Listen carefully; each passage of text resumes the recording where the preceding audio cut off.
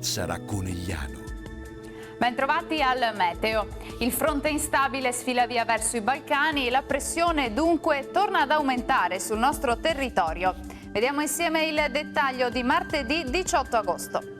Sul Veneto ultime note instabili, cielo localmente nuvoloso alternato a schiarite, qualche pioggia al mattino sulle pianure, ma a seguire non mancherà il sole. I fenomeni insisteranno un po' di più al pomeriggio sulle zone montane.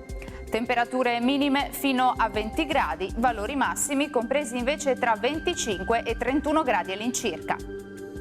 Stessa situazione anche sul Friuli Venezia Giulia, con occasionali piovaschi un po' dappertutto, ma saranno fenomeni intermittenti e ci sarà spazio anche per parentesi più soleggiate.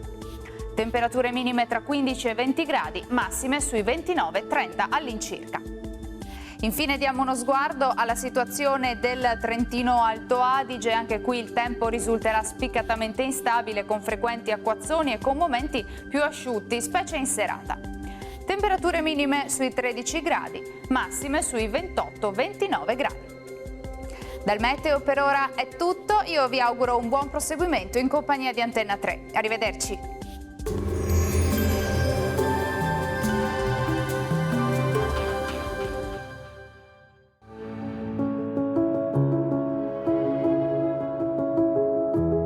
Ad accogliervi sarà Conegliano.